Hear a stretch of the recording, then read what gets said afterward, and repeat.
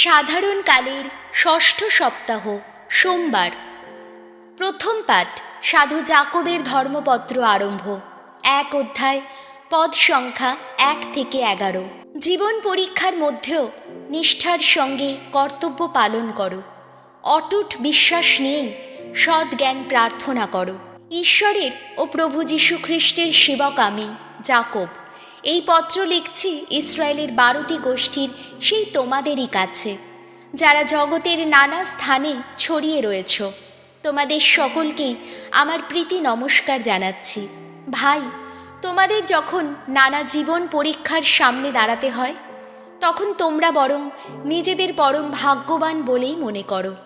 তোমরা তো জানো তোমাদের বিশ্বাস এইভাবেই যে যাচাই করা হয়, তার ফলে তোমাদের অন্তরে জেগে ওঠে নিষ্ঠা।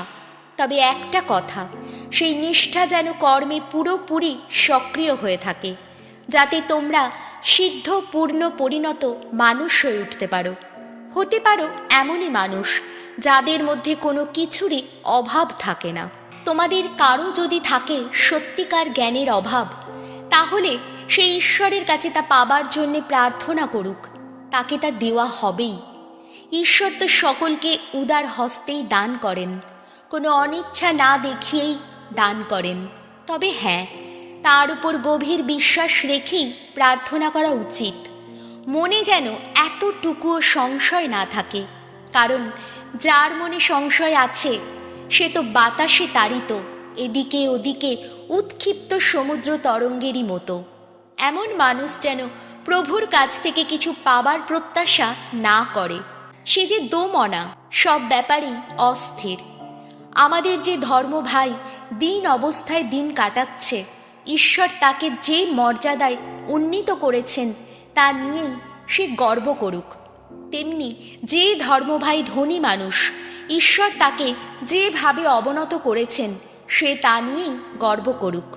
কেননা সে তো মিলিয়ে যাবে ঘাস ফুলেরই মতো। সূর্য যখন আকাশে উঠে প্রখর উত্তাপ ছড়ায়, তখন তো তৃণখণ্ড ঝলসে যায়, তার ফুলও মাটিতে ঝরে পড়ে। যার ছিল এত রূপের বাহার, সে তো তখন বিলীন হয়ে যায়। তেমনি ধনীও তার যত কর্ম প্রচেষ্টা চালাতে চালাতে একদিন নিঃশেষিত হবে। এই হলো প্রভুর বাণী। শাম সঙ্গীত ধুয়ো।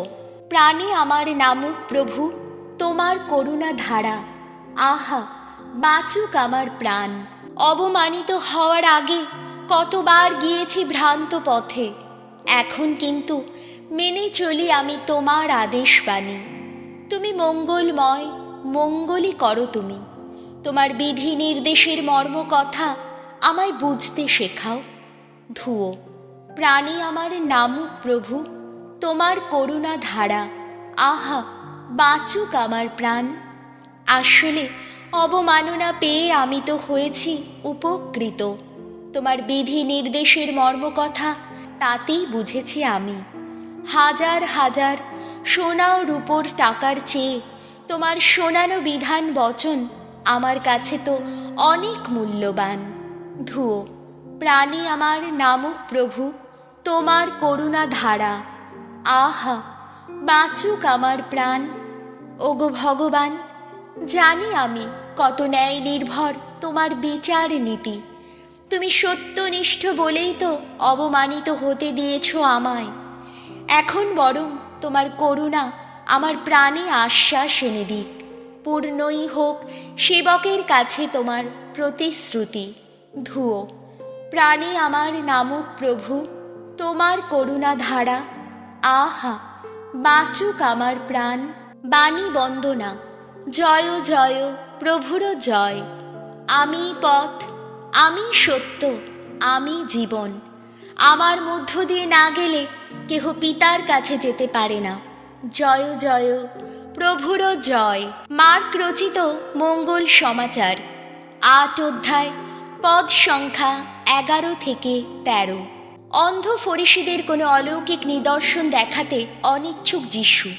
একদিন ফরিসিরা এসে যিশুর সঙ্গে তর্ক জুড়ে দিলেন। তাকে যাচাই করবার জন্যে তারা তাকে এমন কোনো অলৌকিক নিদর্শন দেখাতে বললেন যা ঘটবে আকাশে।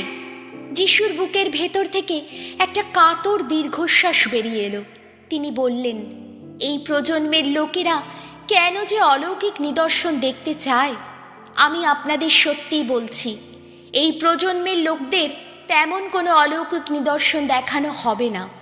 তখন তিনি তাদের ছেড়ে আবার নৌকোয় উঠে সাগরের ওপারে গেলেন। এই হলো প্রভু যিশুর মঙ্গল সমাচার।